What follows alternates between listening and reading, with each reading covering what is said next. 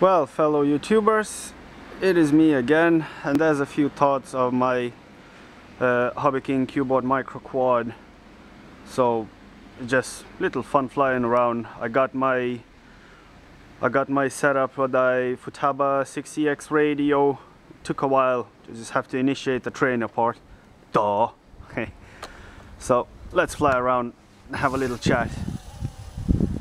As you can see, it doesn't take much of a big wind. The little wind is not a problem at all.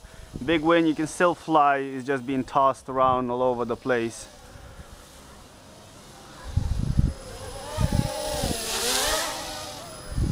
Fun little thing to fly. There's a few things that I don't like about this. It's the fact that you cannot put up the dual rates more than 100%. If you're putting up the endpoints more than 100%, it loses yaw and it loses pitch and roll. The gyros getting screwed up once you bank it really hard up to the max position. That is flying on a level. Now, without the level on the manual mode, you can do the flips, but it doesn't flip like a normal quad. Once you punch the throttle and you then release the throttle, flip it and put back the throttle. It flips once the stick goes on the certain percentage. It just flips by itself and it stays level. So the manual mode, it's not like a manual mode. It's kind of level mode that you still can flip it. I'll show you now. Right, that's the manual mode here. And as you can see, it still stays level and it still levels up. Now I'll show you how it flips. All you have to do is just get the stick quickly onto one side and it flips itself and it gets level. Okay, let's do a flip. There you go. And that's it. And if you're getting hard on the side, like if one side after flip doesn't level, if you wanna correct it, then it flips again. That's the bit that I kind of don't like. Let's say another flip. There you go. Flips and flips and flips and flips and until it goes down.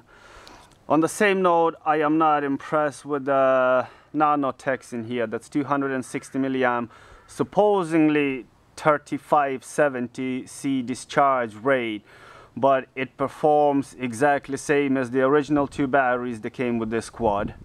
Another thing, that quad doesn't have the throttle punch. Like it feels like it's the expo is put up on the throttle or the throttle curve. Like well, it's meant to be for smooth hovering. Like it's a perfect quad for whoever wants to start learning fly quads. Like it's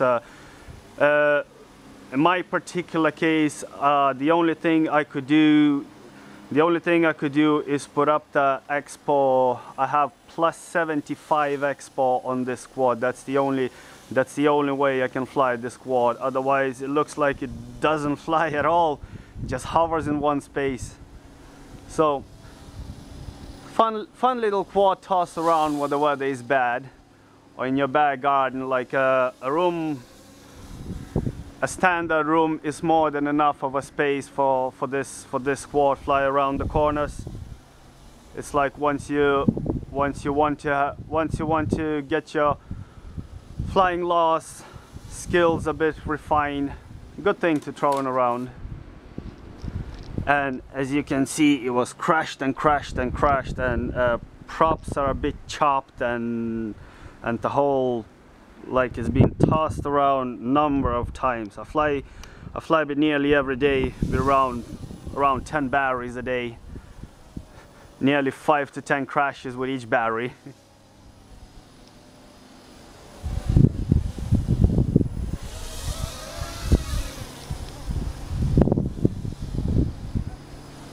Right through my legs. And it doesn't take off from the grass. Props doesn't chop the grass.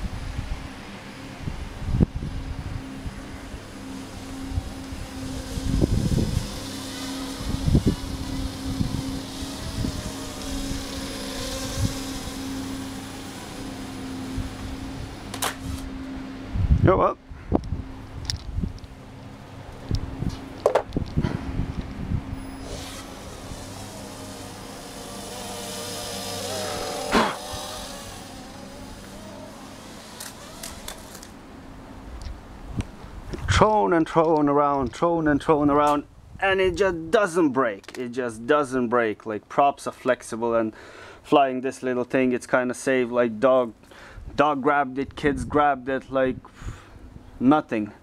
And be crashing around.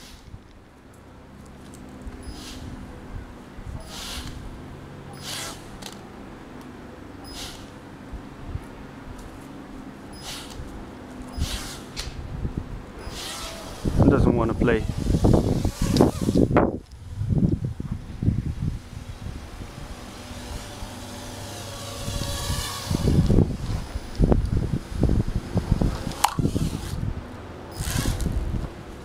No, doesn't take off from the grass at all.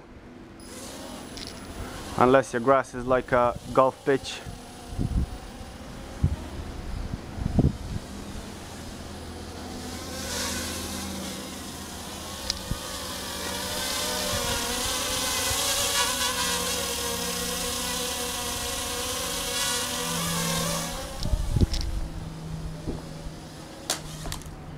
Blum.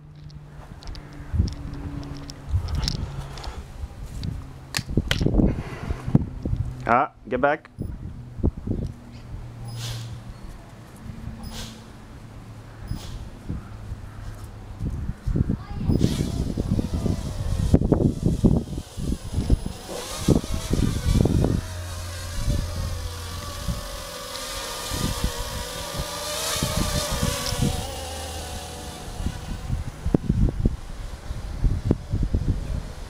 There's the wind blowing around.